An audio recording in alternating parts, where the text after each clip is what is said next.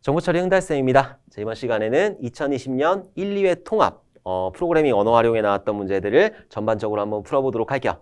물론 저희 사이트에 들어오시면은 이거 풀이한 것들이 굉장히 많은데 다시 한번 그거 옛날 거 보면 좀 그렇잖아. 그래서 새로 찍어서 올리는 거니까 여러분들 꼭 시험장 들어가시기 전에 한 번씩 봐주셨으면 좋겠어요. 2021년도 1회 필기시험 굉장히 쉬웠죠. 그래서 합격률이 어마어마하게 높았는데 아마 이번 시험에는 조금 난이도가 높아지지 않을까라고 예상을 하고 있으니까 여러분들 문제들 많이 풀어보시고 이론적으로 머릿속으로 정리할 거 정리하셔서 시험장에 들어가셔야 된다. 자, 그러면은 1번 문제부터 바로 보도록 할게요. 자, IPv6에 대한 설명으로 틀린 것은 했어요. 지금 현재 우리가 많이 쓰고 있는 거는 IPv4예요. IPv4 같은 경우에는 주소가 약 43억 개 정도가 나와 있는데 고갈됐죠. 그래서 지금 많이 바꾸고 있는 게 IPv6이다. 틀린 거 한번 찾아보도록 할게요. 128비트의 주소 공간을 제공한다. 얘는 맞아요. 그리고 인증 및 보안 기능을 포함하고 있다. 좋은 거 다 갖다 붙이면 되는 거예요. 패킷 크기가 64KB로 고정되어 있다가 아니라 얘는 가변이에요. 그래서 1번의 정답은 3번이 되는 거라. 자, IPv6 확장 헤더를 통해 네트워크 기능 확장이 용이하다. 이런 것들도 수행을 하고 있는 게 IPv6이다. 자, 그러면은 IPv4하고 IPv6하고 비교를 한번 해보도록 할게요. 시험에 종종 나오니까. 이게 실기에 나온 적도 있어요. 그러니까 여러분들 알아두셔야 된다. 주소 길이 같은 경우에는 32비트이고 얘는 128비트이다. 그래서 표시 방법 같은 경우에는 8비트씩 네 부분이에요. 8비트로 표현을 하게 되면 최대 나올 수 있는 숫자가 255예요. 그래서 255의 숫자를 이렇게 네 분류로 점으로 이렇게 표시를 하는 게 IPv4이고 IPv6 같은 경우에는 16비트씩 8부분을 어떻게 나누느냐? 이렇게 콜론으로 이렇게 나누게 된다. 자, 주소 개수는 별로 중요하지 않아요. 43억 개, 31조 개. 주소 할당은 A 클래스, B 클래스, C 클래스, D 클래스, E 클래스 얘는 있기는 한데 사용은 하지 않는다. 얘는 순차적으로 주소 할당을 한다. 자, 밑에 거는 그냥 한번 보시면 되고. 자, 그리고 퀄리티 오브 서비스 이것도 보시면 돼요. 플러그 앤 플레이, 뭐 모바일 IP, 웹캐스팅 이런 것도 그냥 그렇구나 보시면 되는데 이게 중요하지, 이게. 얘 같은 경우에는 별표를 한 32,672개 정도 쳐주시면 될 것 같아요. 뭐 시험에 정말 자주 등장을 할 거니까 꼭 알아두셔야 된다. IPv4 같은 경우에는 멀티캐스트, 유니캐스트, 그리고 브로드캐스트를 하게 돼요. 그리고 IPv6는 멀티캐스트, 유니캐스트 용 그대로 수행을 하는데 브로드캐스트가 없어졌어요. 그리고 애니캐스트라는 거를 하게 된다. 자, 유니캐스트는 1대1 채팅이라고 생각을 하시면 돼요. 내가 내 친구하고 채팅하는 거. 그리고 멀티캐스트는 1대 다 채팅, 그룹 채팅이라고 생각을 하시면 된다. 자, 그리고 브로드캐스트 같은 경우에는 방송용이에요. 방송용. 그냥 아무나 쫙쫙 광고성으로 쫙쫙 보내는 게 바로 브로드캐스트이다. 근데 얘가 너무 비효율적이니까 IPv6에서는 그걸 없애버렸어요. 없애버리고 애니캐스트라는 걸로 대신 사용하게 됐다. 애니캐스트는 인접한 데다가 뿌리는 거. 그게 바로 애니캐스트이다. 자, 멀티캐스트, 유니캐스트, 브로드캐스트, 그리고 멀티캐스트, 유니캐스트, 애니캐스트. 요 꼭 기억을 해주셔야 돼요. 오케이? 3개씩 있으니까 시험 내기가 왔다. 그래서 꼭 기억을 해주셔야 된다. 자, 2번 보도록 할게요. C 언어에서 비트 논리 연산자에 해당하지 않는 것은 비트를 가지고 노는 거죠. 비트를 AND한다거나 OR한다거나 익스클러시브 OR한다거나 아니면은 비트를 반전시킨다거나 이런 것들을 수행하는데 그게 아닌 거는 2번이 되겠죠. 자, 2번 같은 경우에 물음표는 단독으로 쓰이진 않고 물음표하고 땡땡 이렇게 해서 사막 연산자로 쓰이게 된다. 여기에 조건 들어가는 거고 여기 차망 들어가는 거고 여기에는 거짓항이 이렇게 들어가게 된다. 그래서 2번의 정답은 2번이에요. 자, 비트 연산자 살펴보면은 AND 같은 경우에는 두 비트가 모두 참일 때 만약에 1, 1, 0, 1이라고 있을 때 1, 0, 1, 0이라고 할게요. 자, 이렇게 했을 때 여기에 만약에 AND 연산을 해버렸다. 그럼 두 개가 참일 때 1, 1일 때 1인 거고 1, 0일 때 0인 거예요. 얘가 0이니까. 그리고 0일 때 0인 거고 1, 0일 때 0이 된다. 자, 만약에 여기에다가 우화 연산을 했어요. 우화 연산을 하게 되면은 둘 중에 하나만 참이면 참이에요. 11, 1이고 10, 1이고 01, 1이고 10, 1이다. 왜 1111 내신지 아시겠죠? 둘 중에 하나만 1일 때. 그 다음에 익스클러시브 OR를 하게 되면은 두 개가 서로 다를 때. 자, 11 같죠? 같으니까 얘는 0. 10 틀리죠? 01 틀리죠? 10 틀리죠? 그러니까 0111 이런 식으로 수행을 하게 된다. 자, 비트 반전 같은 경우에는 비트 반전시키는 건데 그냥 그런 게 있다라고만 알아두시면 될 것 같아요. 자, 3번 보도록 할게요. TCP/IP 프로토콜 중 전송계층 프로토콜은 일단 전송계층이 굉장히 중요해요. 전송계층에서 하는 역할은 종단 간의 신뢰성 있는 정보 전달을 담당하는 게 전송계층에서 하는 역할이다. 신뢰성 있는 정보 전달을 하는 거는 데이터 링크 계층하고 그리고 전송계층 두 군데서 수행을 하게 되는데 차이점이 뭐냐면 얘는 인접한이 들어가게 되면은 데이터 링크 계층인 거고 전송 계층 같은 경우에는 종단간이 들어가게 되면은 전송 계층에서 사용하는 그런 거다. 그 신뢰성이다. 오케이? 자, 전송 계층에서 사용하는 프로토콜은 TCP 프로토콜하고 UDP 프로토콜 이 두 가지만 알고 계시면 된다. 그래서 3번의 정답은 4번 TCP 프로토콜이 된다. 자, 나머지 것들은 응용 계층에서 사용하는 프로토콜이에요. 자, 그러면 우리 그 계층 나왔으니까 OSI 7계층하고 TCP/IP 4계층 한번 살펴보도록 할게요. 먼저 OSI 7계층부터 보게 되면은 어플리케이션부터 피지컬 계층까지 응, 표, 세, 전, 내, 대, 물. 그래서 응용 계층, 표현 계층, 세션 계층, 전송 계층, 네트워크 계층, 데이터 링크 계층, 그리고 마지막으로 물리 계층. 이렇게 된다. 외워두셔야 돼요. 응, 표, 세, 전, 내, 대, 물 해가지고 꼭 암기를 해주셔야 된다. 데이터가 어떻게 들어가는 거냐. 여기서 데이터가 만들어지게 되면은 그 데이터를 내리는 거예요. 내려가지고 그 데이터 앞에다가 헤더를 붙이게 된다. 자, 이렇게 헤더를 붙이게 되면은 얘는 세그먼트 단위가 된다. 세그먼트 단위가 되면 이 세그먼트를 또 내리는 거예요. 세그먼트를 내려가지고 또 헤더를 붙이는 거지. 이 헤더를 붙여가지고 패킷이라는 거를 만들어주게 된다. 이 패킷을 또 내리는 거예요. 패킷을 만들어가지고 내려가지고 앞에다 헤더를 붙이게 돼요. 그러면은 그 데이터 링크에서 만들어지는 거는 프레임이라는 어떤 단위가 만들어지게 된다. 이 프레임을 내리면 물리계층에서 쫙 보내가지고 다시 위로 올리는 거예요. 위로 올릴 때 어떻게 하냐? 여기 있는 헤더를 빼고 여기 있는 헤더를 빼고 여기 있는 헤더를 빼고 최종적으로 데이터가 상대방에 전달이 된다. 자, 이런 식으로 통신이 이루어지게 되는 거예요. 그래서 응, 표, 세, 전, 내, 대, 물 꼭 암기를 해주셔야 돼요. 자, 근데 이건 OSI 7계층인 거고 우리가 지금 사용하고 있는 인터넷은 알파넷이 시초가 되는데 알파넷에서는 OSI 7계층을 사용한 게 아니라 TCP/IP 4계층을 사용해요. 그래서 TCP/IP 4계층도 알고 계셔야 된다. 그래서 가장 하위에 있는 두 개, 데이터 링크 계층하고 물리 계층하고 사실 여기까지가 우리 집이에요. 우리 집에서 빠져나오기 위해서는 네트워크 계층을 통과를 해야 돼. 여기서 나오는 게 라우터라는 게 등장을 하는 거죠. 오케이. 그래서 두 개를 묶어가지고 여기는 링크 계층이라고 하는데 여러 가지로 표현될 수 있어요. 그래서 네트워크 인터페이스 계층이라고 표현되기도 하고 링크 계층이라고 표현되기도 한다.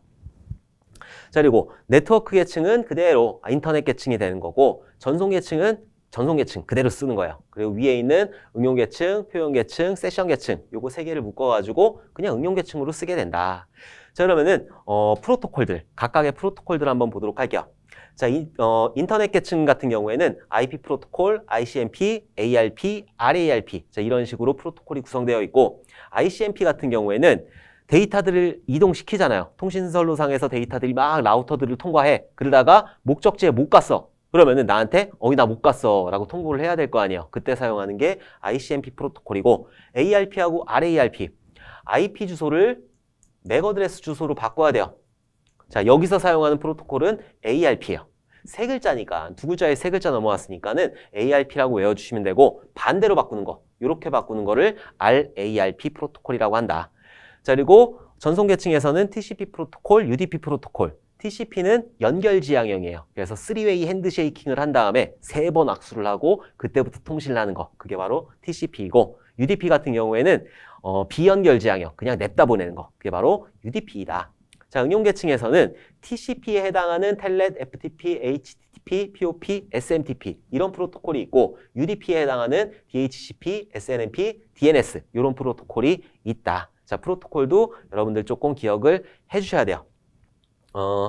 그리고 장비들이 있어요. 장비들까지 좀 해야 되는데 여기에는 허브라든가 가장 밑에 있는 물리계층은 허브라든가 아니면 리피터라는 이런 장비들이 존재를 하고 있고 데이터 링크 계층 같은 경우에는 브릿지 이런 것들이 존재를 하고 있다. 그리고 네트워크 계층 우리 집을 빠져나왔잖아요. 우리 집을 빠져나왔으면은 라우터들을 통과해야 돼요. 그래서 여기에서는 라우터라는 장비를 사용하고 있다라는 것도 기억을 해두시면 좋다. 오케이?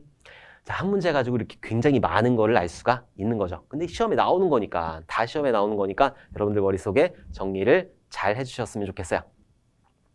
자, 4번 보도록 할게요. 시스템에서 모듈 사이의 결합도에 대한 설명으로 옳은 것은 일단 모듈이라고 하는 거, 하나의 기능을 가진 모듈을 만들 때는 응집도라는 게 있고 결합도라는 게 있어요. 그래서 응집도는 높여야 되는 거예요. 응집도는 높이고 결합도는 낮춰야 된다. 이렇게 만들어야지 독립성, 모듈의 독립성이 높아지게 되는 거예요.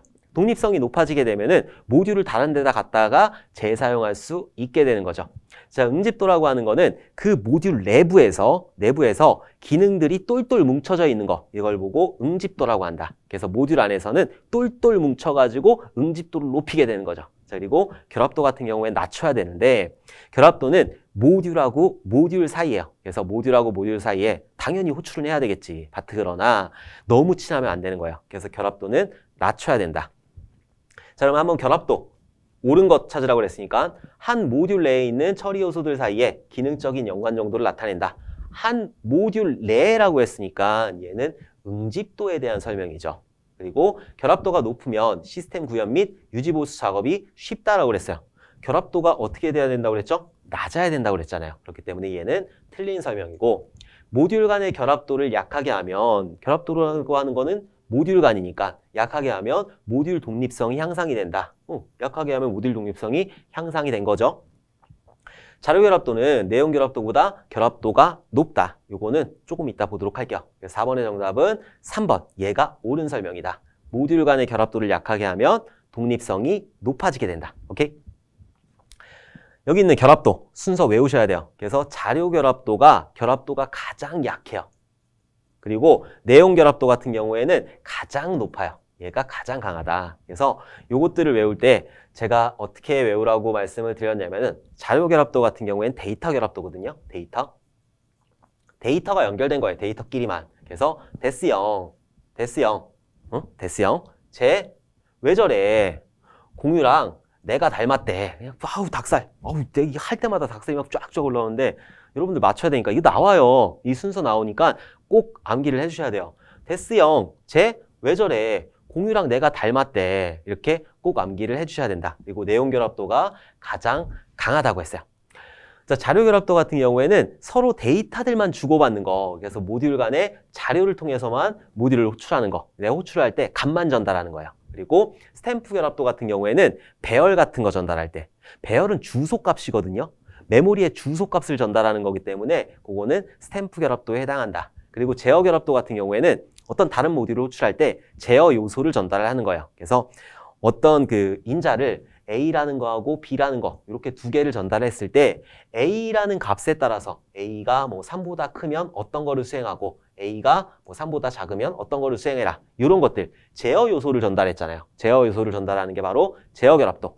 외부 결합도는 그냥 외부로 선언한 변수를 다른 모듈에서 참조하는 거고, 공통 결합도 얘는 전역 변수를 사용한다. 요 말이 나오면은 공통 변수예요.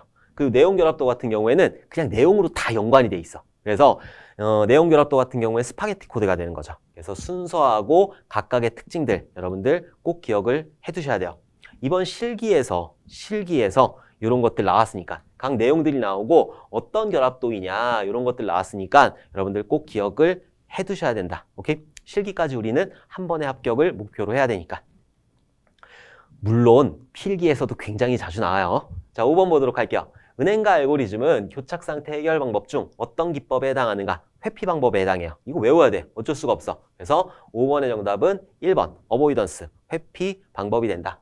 일단 교착상태라고 하는 거 여러분들 충분히 알고 계시겠지만 교착상태 어려운 거 아니라고 그랬죠? 남북관계가 교착상태에 빠졌다라고 했을 때는 서로 뭔가 자원을 가지고 있으면서 뭔가 요청을 하는 거예요. 북한 같은 경우에는 핵이라는 자원을 가지고 있으면서 우리한테 돈 달라고 하는 거고, 우리는 돈이라는 자원을 가지고 있으면서 너네 핵 포기하라고 하는 거니까, 그러니까 남북관계가 교착상태에 빠진 거죠. 자, 이런 교착상태에 빠지지 않게 하기 위한 그런 기법들이 있는데 그 중에 하나가 은행가 알고리즘이고, 은행가 알고리즘 같은 경우에는 그 회피 방법에 해당하는 거다.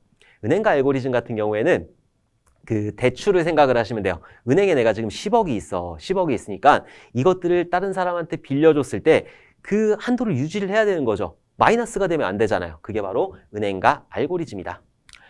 자, 우리 그 회피하는 기법 한번 알아보도록 할게요. 일단 예방해야 되고 회피해야 되고 발견해야 되고 회복해야 된다. 그래서 예방하고 회피하고 발견하고 회복하고 만약에 이 종류가 나오거나 아니면은 은행가 알고리즘 이런 것들이 나올 거기 때문에 이 종류들은 여러분들이 조금 기억을 해주셔야 돼요. 교착 상태라는 거 중요한 거니까 여러분들 꼭 기억을 해두셔야 된다. 오케이? 자, 6번 문제 보도록 할게요. 유닉스의 쉘에 관한 설명으로 옳지 않은 것은 했어요. 일단 유닉스 시스템은 어떻게 구성되어 있느냐? 일단 하드웨어가 있고 하드웨어를 사용자가 직접적으로 건드릴 수는 없죠. 뭐 CPU한테 명령을 내릴 수가 없잖아. 그러니까 하드웨어를 그 컨트롤할 수 있는 거는 커널이라는 게 있어요. 커널이라는 게 있다. 이 커널이라는 게 하드웨어를 제어를 할 수가 있는 거죠. 그리고 이 커널한테 명령을 내릴 때는 쉘이라는 거를 사용을 하게 되는 거예요. 쉘을 가지고 커널에다 명령을 내려가지고 이 하드웨어를 동작할 수 있게 한다. 자, 그럼 사용자는 커널이나 하드웨어를 건드리는 게 아니라 쉘에다가 명령을 입력을 해가지고 그 명령이 커널에서 수행될 수 있도록 하는 게 바로 유닉스의 구조가 되는 거예요. 가장 핵심적인 게 커널이다. 그래서 커널에서 프로세스를 관리한다든지 메모리라든지 하드웨어 자원을 관리한다든지 이런 것들을 전반적으로 하는 거는 커널인 거고 쉘 같은 경우에는 사용자가 내린 명령을 해석해주는, 전달해주는 그런 역할만 하는 게 바로 쉘이라는 놈이다. 자, 그러면 찾아보도록 할게요. 명령어 해석기이다. 해석해서 전달하는 거니까 시스템과 사용자 간의 인터페이스를 담당한다. 시스템하고 여기 있는 시스템하고 사용자 간의 인터페이스를 직접적으로 담당하는 게 쉘이라는 놈이죠. 자, 여러 종류의 쉘이 있다. 쉘은 하나만 있는 게 아니에요. 여러 종류의 쉘이 존재를 하고 있어요. 자, 프로세스, 기억장치, 입출력 관리를 수행을 한다. 큰 커널에서 하는 거지. 우리는 명령을 입력해주는 명령어 해석기가 쉘인 거고 이런 것들 프로세스나 기억장치나 입출력 관리는 커널에서 수행을 해주는 거다. 그래서 6번의 정답은 4번이 되는 거예요.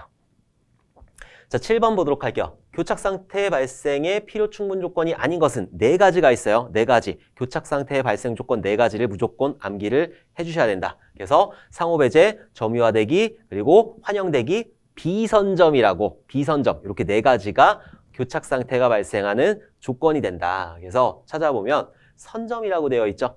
선점이라고 하는 거는 운영체제가 강력한 제어권을 가지고 있는 거예요. 강력한 제어권을 가지고 있어서 그냥 빼는 거. 그러니까 뭐 쓰고 있을 때 그냥 빼는 거. 이게 선점이에요. 그걸 못하기 때문에 교착 상태가 발생을 한다는 거라. 오케이? 그래서 7번의 정답은 4번. 선점이 되는 거예요. 자, 그러면은 우리 교착 상태가 발생하는 조건. 너무너무 중요해요. 시험에 무조건 나올 거니까 꼭 암기를 해주셔야 돼요.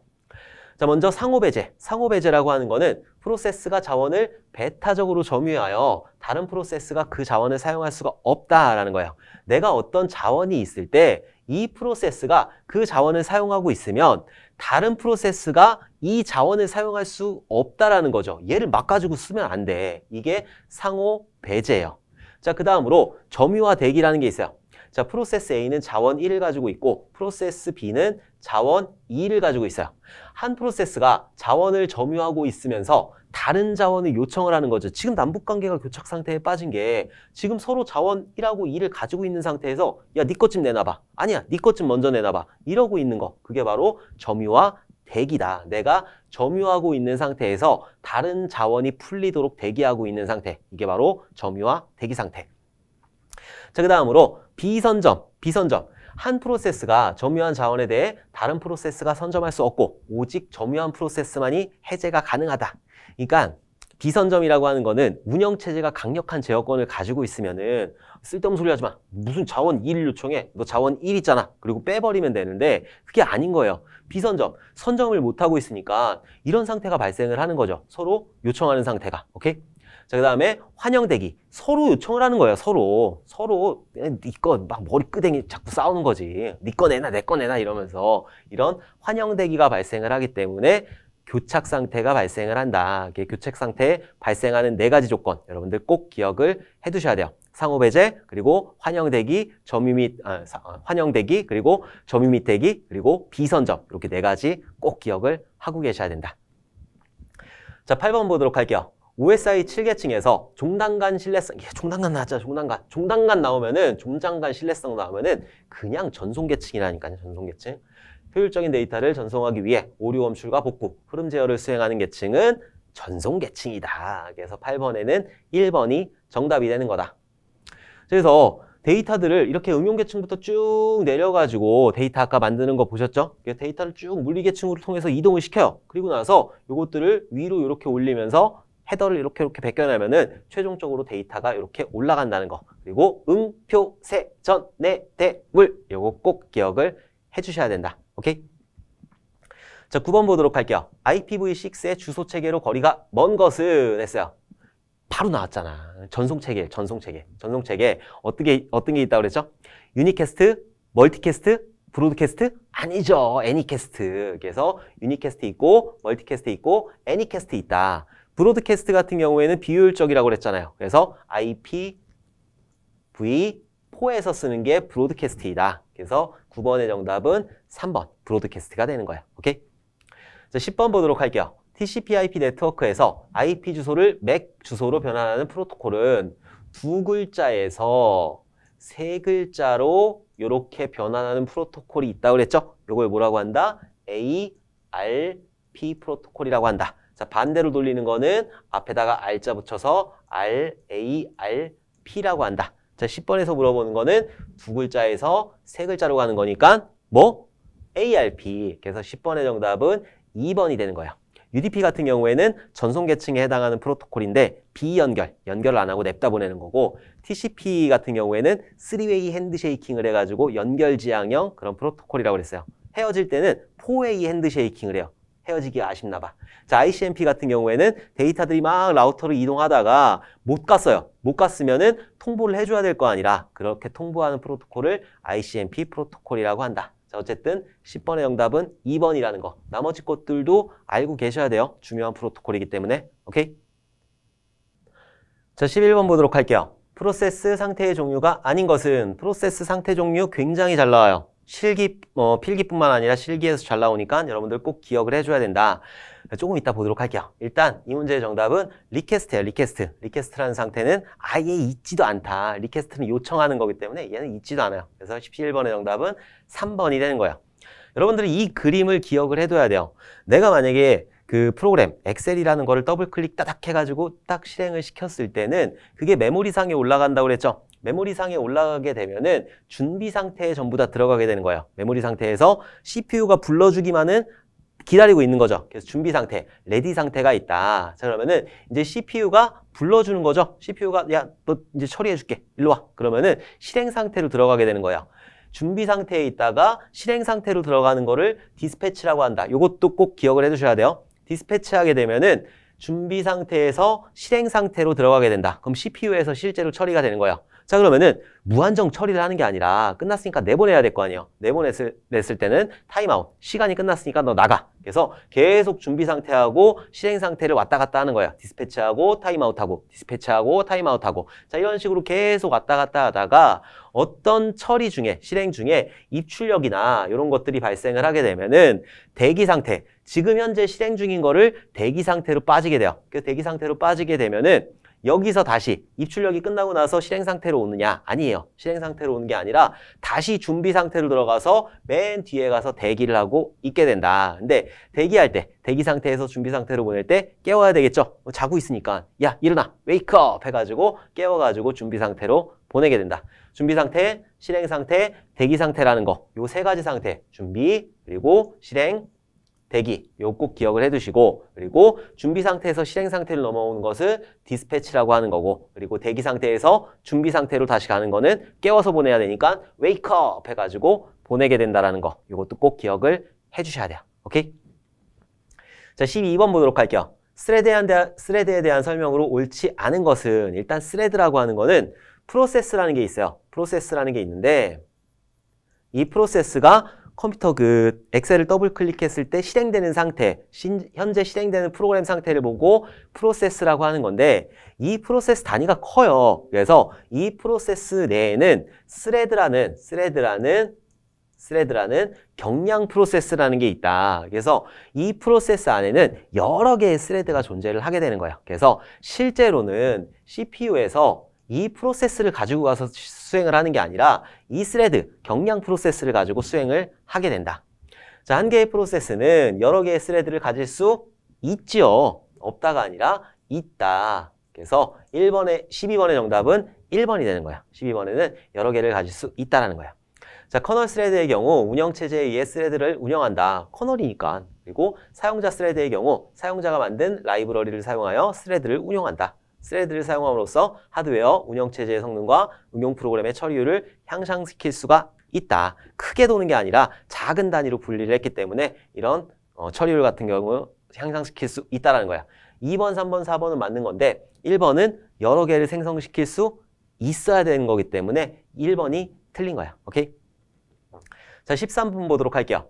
HRN 스케줄링 방식에 대한 설명으로 옳지 않은 것은 자, HRN이라고 하는 거는 경로 우대 사상이죠. 그래서 대기 시간이 너무 길어. 대기 시간 기니까 얘 오래 기다렸으니까 얘 먼저 좀 집어넣게 해주자. 우선순위를 높여가지고 집어넣게 해주자. 이게 바로 HRN이죠. 그래서 공식이 있었어요. 공식도 여러분들 알고 계셔야 된다.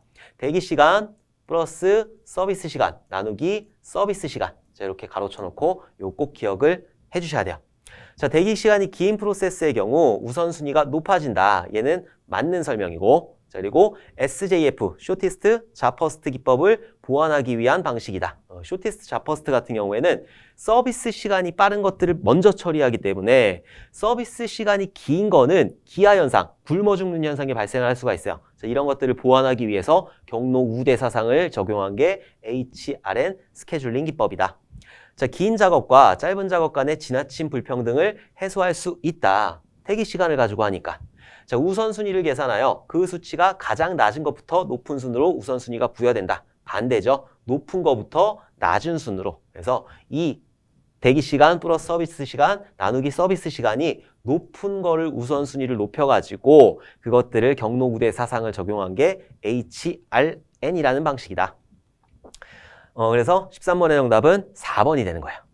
자, 그러면은 우리 선점형 스케줄링하고 비선점형 스케줄링 요거 정리를 하고 넘어가야 되겠죠? 일단 비선점이라고 하는 거는 말 그대로 강력한 운영체제가 강력하게 뭔가 제어를 못하는 거예요. 그래서 들어오면은 끝날 때까지 처리를 하게 하는 거. 그게 바로 비선점 스케줄링이다. 그래서 우선순위 스케줄링, 기한부 스케줄링, 선입선출 스케줄링, 그리고 쇼티스트 자퍼스트가 있고 HRN이라는 게 있다. 자, 이런 것들 기억을 해두셔야 된다. 이런 것들 중요해요. 자, 그리고 선점 스케줄링이라는 게 있어요. 선점 스케줄링이라고 하는 거는 말 그대로 뺄 수 있는 거예요. 운영체제가 뺄 수 있는 거. 근데 라운드 로빈이라는 스케줄링이 있고 RR이라는 거, 그리고 쇼티스트 리메이닝 타임 이런 것도 있고 MLQ, MFQ 이런 것들도 있다. 이것도 중요하니까 꼭 기억을 해두셔야 돼요. 둘 중에 하나만 기억하면 돼요. 그래서 선점 스케줄링 기억하는 게 조금 더 수월하실 거예요. 그래서 라운드 로빈하고 쇼티스트 리메이닝 타임 그리고 MLQ, MFQ 이런 것들이 있다.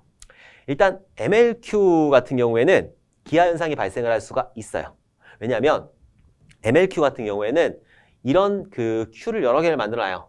그래가지고 어떤 작업이 들어왔을 때 이게 만약에 시스템이냐 아니면 배치이냐 이런 것들을 구분을 해가지고 여기로 보내는 거죠. 우선순위가 얘가 높은 거야. 그러니까 여기에 들어오는 것들만 CPU가 먼저 냅다 처리를 하는 거죠. 만약에 배치 작업이 여기 들어왔어요. 그럼 얘는 기하 현상, 죽을 때까지 수행을 한 번도 못하는 현상이 발생할 수 있다. 그게 바로 MLQ고 MFQ 같은 경우에는 프로세스가 처음에 들어오면 여기 시간 단위로 나눠요. 2초, 4초, 맨 마지막은 라운드 로빈이에요. 그래서 들어오면은 2초 수행한 다음에 못했으면 다음으로 넘어가고 4초 수행하고 못했으면 다음으로 넘어가서 마지막에 라운드 로빈으로 돌려주는 게 바로 MFQ, 다단계 피드백 큐이다. 자, 선점 스케줄링 종류도 여러분들 꼭 기억을 해두셔야 돼요. 오케이?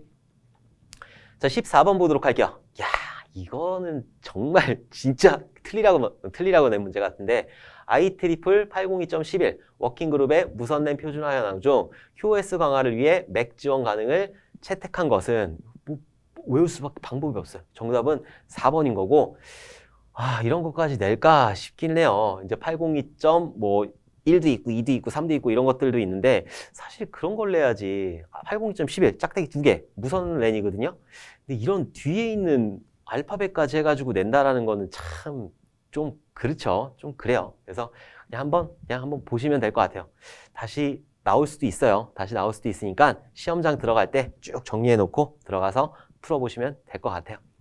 자, 15번 보도록 할게요. C 언어에서 사용할 수 없는 변수명은 요거 변수명 작성 규칙은 C 언어나 자바 언어나 파이썬이나 다 똑같아요. 그래서 변수명 작성 규칙은 일단 쓸 수 있는 문자는 영문자예요.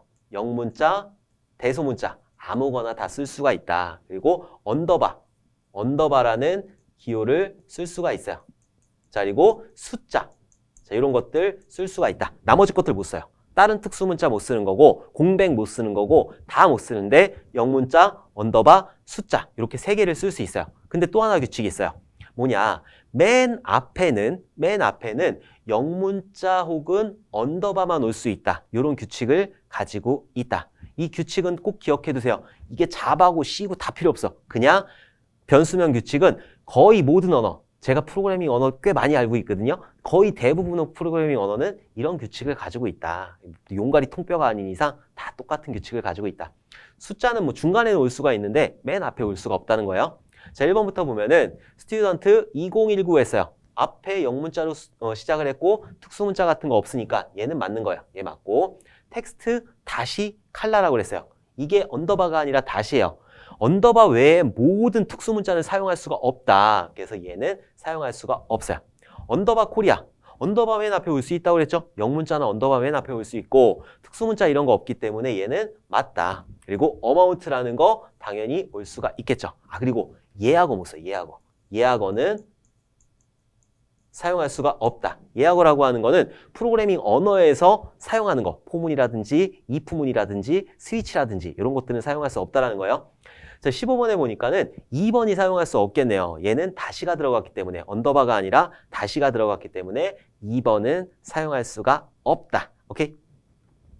자, 16번 보도록 할게요. 스크립트 언어가 아닌 것은 일단 스크립트 언어라고 하는 거는 인터프리터 언어라고 생각을 하시면 될 것 같아요. 그래서 PHP, 코볼, 베이직, 파이썬 이런 것들이 있는데 PHP는 한 줄 단위로 번역을 해요. 코볼 같은 경우에는 컴파일을 해요. 그리고 베이직 같은 경우에는 한 줄 단위로 번역을 해요. 그리고 파이썬 같은 경우에는 사실 이건 좀 그런데 얘는 컴파일도 하고 인터프리터도 하고 두 개 다 수행해요. 자바도 마찬가지로 컴파일도 하고 인터프리터도 다 수행을 하는데 정확하게 뭐 스크립트 언어라고 했으니까 얘는 인터프리터 하니까 그래서 16번에는 2번 코볼 같은 경우에는 컴파일을 해버려요. 컴파일. 그래서 한꺼번에 번역을 해버리는 거. 그래서 16번의 정답은 2번이 되는 거다. 그래서 컴파일 언어라는 게 있고 인터프리터 언어가 있고 스크립트 언어가 있는데 이 스크립트 언어는 인터프리터 언어라고 생각을 하시면 될 것 같아요. 일단 컴파일 언어는 번역을 한다고 생각을 하시면 돼요.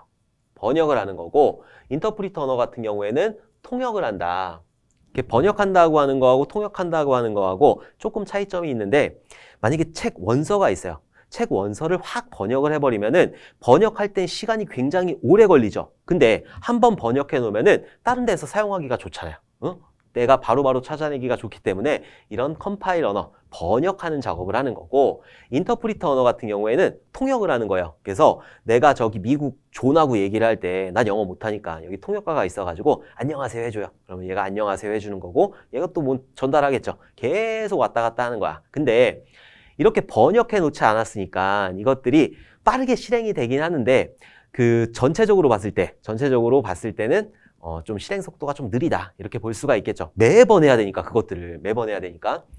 자, 컴파일러는 프로그램 전체를 처음부터 끝까지 해독해 목적 코드로 만든 후 실행을 한다. C나 C++, 코볼, 에이다, 포트란, 파스칼 이런 것들이 해당이 되는 거고 인터프리터 언어 같은 경우에는 프로그램 라인 단위로 한 줄씩 해석하고 바로 실행을 한다. 그래서 통역을 한다고 생각을 하시면 돼요.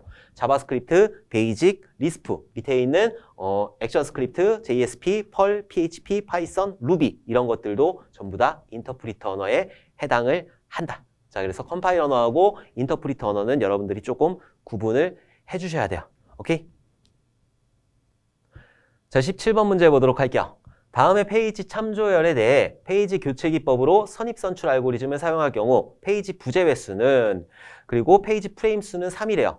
페이지 부재라고 하는 거는 이 메모리상에 어떤 페이지가 없다라는 거예요. 그게 바로 페이지 부재라고 하는데 스래싱 현상을 좀 기억을 해주셔야 돼요. 스래싱 현상이라고 하는 거는 CPU에서 그 프로그램 하나 띄웠을 때, 두 개 띄웠을 때, 세 개 띄웠을 때 점점 성능이 올라가. 그러다가 어느 순간 그 성능이 뚝 떨어질 때가 있어요. 왜? 스래싱 현상 때문에.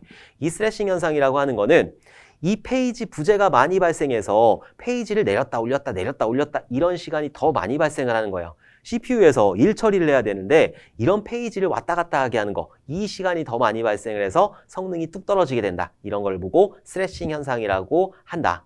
이런 스래싱 현상을 극복하기 위해서 워킹셋이라든가 구역성 아니면 페이지 프레임의 크기를 늘린다든가 이런 작업을 진행을 하게 되는 거죠. 오케이? 자, 어쨌든 그거랑은 상관없었고 17번 문제 한번 풀어보도록 할게요. 선입선 출이래요. 먼저 들어온 놈을 먼저 내보내는 거고 페이지 참조율은 와 굉장히 많네. 요것들은 여러분들 다 하나씩 대입해서 꼭 맞추셔야 된다. 그래서 정답은 14예요. 오케이? 자, 그리고 넘어가면은 좀 무책임하잖아. 그래서 하나씩 한번 해보도록 할게요. 자, 페이지 프레임 수가 4개라고 그랬으니까 여기에 어떤 값이 들어올 거고 어떤 값이 들어오는 영역, 그리고 여기는 페이지 부재가 발생을 했는지 그렇지 않은지 요것들을 표시를 하도록 할 거예요. 페이지 부재라는 거는 이 안에 없다라는 거예요. 지금 이 안에 값이 없어서 페이지 부재가 발생을 하는 거다. 일단 먼저 들어오는 값은 7값이 들어올 거예요. 7값이 여기 안에 있나요? 없어요. 그렇기 때문에 7값이 들어오는 거고 이 공간에 딱 할당이 되는 거고 페이지 부재가 발생을 했다. 없으니까. 자, 그 다음에 0값이 들어올 거예요. 0값을 가지고 그 앞에 있는 지금 현재 상태를 봤더니 0이라는 거 없죠? 0이라는 거 없기 때문에 페이지 부재가 발생을 할 거고 이 빈 공간에다가 0값을 대입을 하게 될 거예요. 그래서 0이 들어오면은 7, 0 페이지 부재가 발생을 했다라는 거죠. 그 다음으로 들어오는 거는 1값이 들어올 거예요. 1값이 들어왔을 때 여기를 보니까 1이 있나요? 없어요. 없으니까 여기다 1을 넣을 거고 페이지 부재가 발생을 한 거죠. 자, 1값이 들어왔을 때 7, 0 그대로 있고 1을 빈 공간에 넣고 페이지 부재가 발생을 했다. 1 없으니까. 오케이?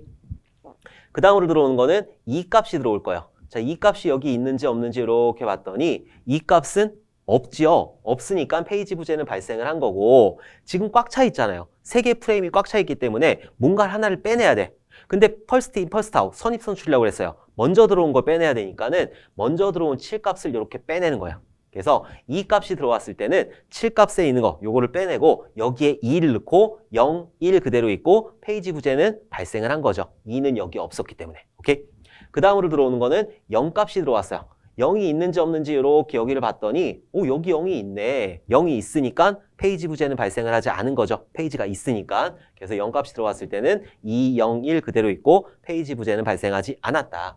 자, 그 다음으로 들어오는 거는 3값이에요. 3값이 여기 있는지 없는지 이 상태를 봤더니 3이라는 값은 없어요. 없으니까 페이지 부재는 발생을 한 거죠. 그리고 지금 여기 꽉 차 있어. 꽉 차 있으니까 뭔가를 빼내야 돼. 퍼스트 인, 퍼스트 아웃. 그래서 가장 오래된 거 0을 빼내야 되겠죠. 2는 여기서 들어왔잖아. 0은 여기서 들어왔고. 오케이? 그래서 그 3값을 이 공간에다가 집어넣게 된다. 3이 들어왔을 때는 2, 3, 1 그리고 페이지 부재는 발생을 한 거다. 자, 그리고 바로 0값이 또 들어왔어요. 그럼 0값이 지금 이 상태에서 0값이 있는지 봤더니 없네. 없으니까 페이지 부재가 발생을 한 거죠. 0 없으니까. 그리고 0을 넣으려고 봤더니 꽉 차 있어. 퍼스트 인, 퍼스트 아웃이니까 얘는 방금 들어왔고 얘가 가장 오래된 거잖아요. 그럼 얘를 빼버리게 된다. 그래서 0값이 들어오면은 2, 3 그대로 있고 이 공간에다가 0값 집어넣고 페이지 부재는 발생을 한 거다. 자, 그 다음으로 들어오는 거는 4값이 들어왔어요. 4값이 이 공간에 있는지 봤더니 없네. 없으니까 페이지 부재는 발생을 한 거죠. 그래서 근데 또 빼내야 돼. 뭔가를 빼내야 되는데 뭘 빼낼까요? 얘 방금 들어왔고 그 다음으로 들어온 거 요거잖아요. 얘가 가장 먼저 들어왔으니까 4가 들어왔을 때는 이 공간에 4 집어넣고 3 집어넣고 0 그대로 있고 그리고 페이지 부재는 발생을 했다. 그 다음으로 들어오는 건 2값이 들어왔어요. 자, 2값이 들어왔을 때 이 공간을 먼저 봐야 되겠죠? 페이지 부재가 발생을 했는지. 없어요. 그러니까 페이지 부재는 발생을 한 거고 꽉 차 있으니까 뭔가 하나 빼내야 된다. 얘 방금 들어왔고 그 다음으로 오래된 게 얘기 때문에 이 공간을 빼내게 되는 거야. 그래서 2가 들어왔을 때는 4 그대로 있고 3에 있는 거 빼서 2 집어넣고 0 그대로 있고 페이지 부재는 발생을 했다. 자, 그 다음으로 들어오는 건 3이에요. 3값이 들어왔을 때 3이 있는지 없는지 이렇게 봤더니 없네. 없으니까 뭔가를 빼내야 돼요. 얘를 빼내야 되겠죠? 방금 전에 얘 들어왔으니까 3 들어왔을 때 4, 2 그대로 있고 이 공간에다가 3 집어넣고 페이지 부재는 발생을 한 거죠. 자, 그 다음으로 들어오는 게 0값 들어오는 거예요. 자, 0값이 들어왔을 때 이 공간에 없잖아요. 4하고 2하고 3하고 0값이 없기 때문에 뭔가를 빼내고 집어넣어야 된다. 지금 가장 오래된 거는 이 공간이기 때문에 페이지 부재는 발생을 한 거고 0값이 들어오면은 이 공간에 0 집어넣고 2, 3 그대로 있고 페이지 부재는 발생을 했다. 오케이? 자, 그 다음으로 들어오는 게 3값이죠. 3값이 들어오는 거예요. 3값이 들어왔을 때 여기 보는 거죠. 자, 여기를 봤는데 3 여기 있네. 3이 있으니까는 페이지 부재는 발생하지 않았다. 그래서 그대로 유지를 하면 되는 거예요. 3이 들어오면은 0, 2, 3 그대로 유지되고 페이지 부재는 발생하지 않았다. 자, 그 다음으로 들어오는 거는 2 값이 들어와요. 자, 이 값을 이렇게 봤더니 여기 이 값이 있네. 그러니까 페이지 부재 발생하지 않은 거고 그냥 그 상태 그대로 두게 되면 된다. 이게 페이지 부재 발생하지 않은 거고 그 다음에 1 값 들어오는 거죠. 야, 많기도 하다. 이거 근데 여러분들 이렇게 풀어야 돼요. 어쩔 수 없어. 조금이라도 어긋나면은 다 틀어질 수 있기 때문에 이렇게 딱 그려가지고 꼭 풀어주셔야 된다. 자, 1값 들어왔을 때 여기를 이렇게 보는 거예요. 여기를 봤을 때 1값 없죠? 1값 없으니까 뭔가를 빼내야 돼. 그래서 페이지 부재는 발생을 한 거고 1값 어디죠? 요 공간에 있는 거 빼내가지고 여기에 1값을 집어넣고 페이지 부재는 발생을 했다. 자, 그 다음으로 2값 들어오는 거죠? 자, 2값 들어왔을 때 요 상태를 봤을 때 2값 없잖아요. 없으니까 페이지 부재 발생한 거고 요 공간에 있는 거 없애야 되겠네요. 그래서 2값 들어왔을 때는 0, 1 그대로 있고 여기에 있는 값을 교체해 준 다음에 페이지 부재는 발생을 했다. 자, 그리고 212, 212, 0 들어오는 거죠. 자, 0 들어왔을 때는 어떻게 하느냐. 0값 여기 있네. 0값 여기 있으니까 페이지 부재는 발생을 하지 않은 거죠. 그래서 그대로 내비두면 되는 거예요. 그래서 페이지 부재는 발생하지 않았다.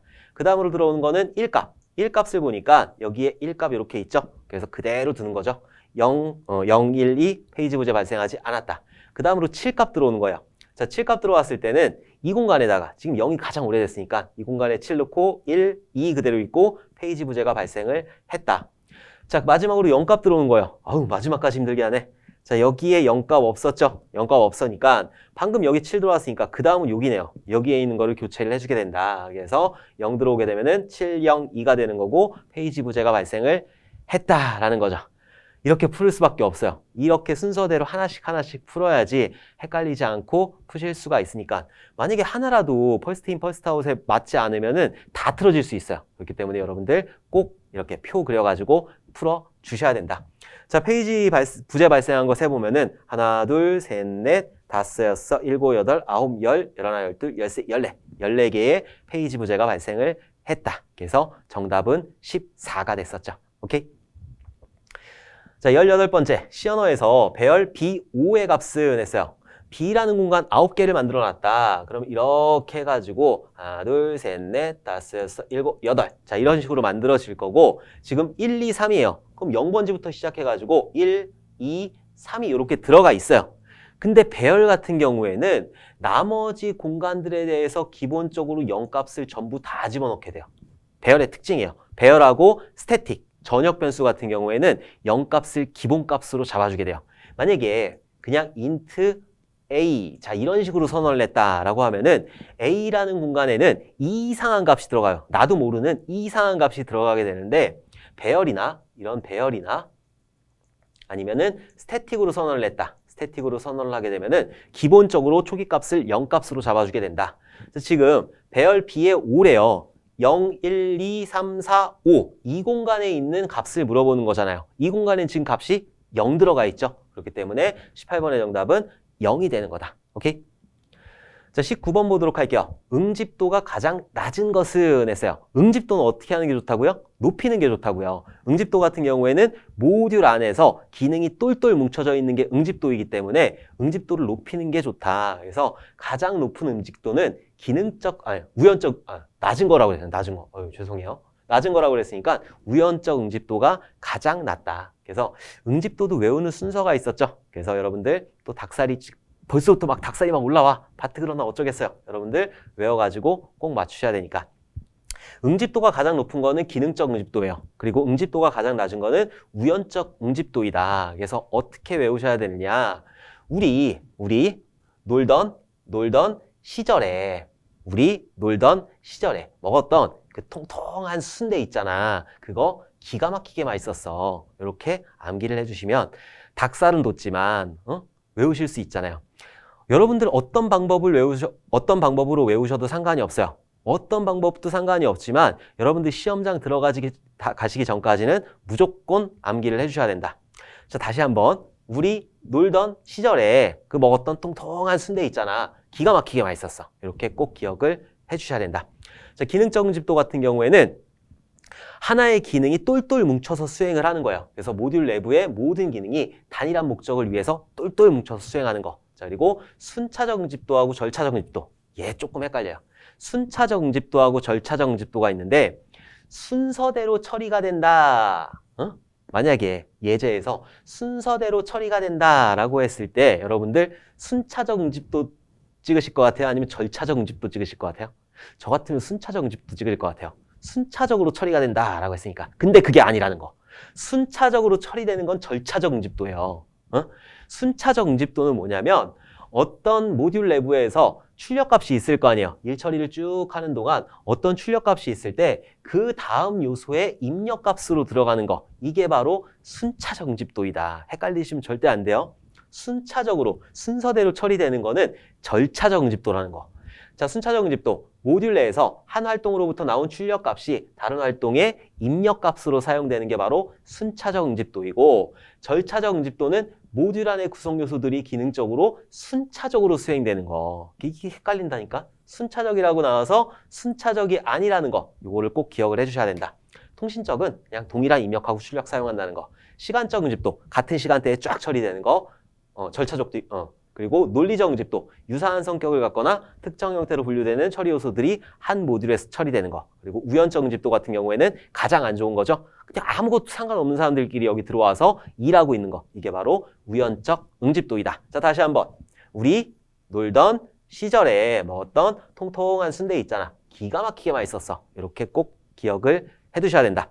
결합도도 알아두셔야 되는 거고, 이 응집도도 꼭 기억을 해두셔야 되는 거예요. 지금 1회 시험에 응집도 나왔고 결합도 나왔고 다 나온 거잖아요. 그래서 여러분들 꼭 기억을 해두셔야 된다. 너무너무 중요해요.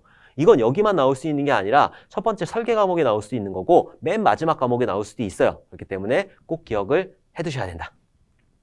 자, 20번 보도록 할게요. 자바 언어에서 접근 제한자가 아닌 것은, 자바 언어에서 사용하는 접근 제한자는 프라이빗이라는 게 있고 그리고 프로텍티드라는 게 있어요. 프로텍티드. 자, 그리고 퍼블릭이라는 게 있어요. 그리고 디폴트라는 게 있다. 디폴트. 자, 영어를 잘 못 써요. 디폴트. 자, 프라이빗이라고 하는 거는 내 안에서만 쓸 수 있는 거. 그래서 외부에서 함부로 참조할 수 없는 게 바로 프라이빗한 거고, 프로텍티드 같은 경우에는 그 상속관계에서 사용할 수 있는 거. 그게 바로 프로텍티드. 그리고 퍼블릭 같은 경우에는 아무나 다 사용할 수 있는 거. 그리고 디폴트라고 하는 거는 같은 패키지 내에서 사용하는 거. 디폴트 같은 경우에는 디폴트라고 명시를 안 해줘요. 그냥 쓰면은 디폴트가 되는 거고, 명시를 해줘야 돼요. 프라이빗이냐, 프로텍티드냐, 퍼블릭이냐. 이렇게 명시를 해주면은 그런 접근 제한자를 사용을 할 수가 있다라는 거. 요 네 가지 기억을 해두셔야 된다. 자, 퍼블릭 있었고, 프로텍티드 있었고, 프라이빗 있었는데 패키지라는 건 없었죠. 자, 패키지라고 하는 거는 그냥 묶는 거예요. 관련성 있는 클래스들끼리 묶는 게 패키지라는 그런 그 묶음, 그 명령어이고, 그 패키지는 접근 제한자하고는 전혀 상관이 없다. 그래서 프라이빗, 프로텍티드, 퍼블릭, 디폴트가 있는데, 디폴트 같은 경우에는 안 써도 되는 거. 그게 바로 디폴트이다. 그래서 20번의 정답은 3번이 되는 거예요. 자, 이렇게 해서 프로그래밍 언어 활용에 나왔던 20문제들을 여러분들하고 한번 쫙 풀어봤어요. 제가 중요하다고 말씀드린 것들 여러분들 꼭 기억을 해두셔야 되는 거고, 너무 많은 요소들이 나와요. 사실 프로그래밍 언어 활용 같은 경우에는 프로그램 언어 3가지 다 나오잖아요. 파이썬, 자바, C 언어 이런 것도 있고, 운영체제에다가 데이터 통신에다가 너무 많은 요소들이 나오지만 그래도 여러분들 중요한 것들 꼭 정리를 해두셔야 돼요. 사실 꽈락이 발생을 한다고 하면은 이 프로그래밍 언어 활용에서 꽈락이 발생을 하는 거니까 여러분들 꼭 이쪽 4과목은 집중해서 좀 봐주셨으면 좋겠다. 뭐 교착 상태도 있고 뭐 알고리즘, 페이징 교체 알고리즘이라든가 이런 것들이 있으니까 여러분들 그런 것들도 전체적으로 전부 다 알고 시험장에 들어가셔야 돼요. 문제는 전부 다 풀어보셔야 되는 거예요. 오케이? 자, 이번 시간도 여러분들 너무너무 수고 많으셨고 우리 다음 시간에 웃는 얼굴로 다시 뵙도록 하겠습니다. 감사합니다.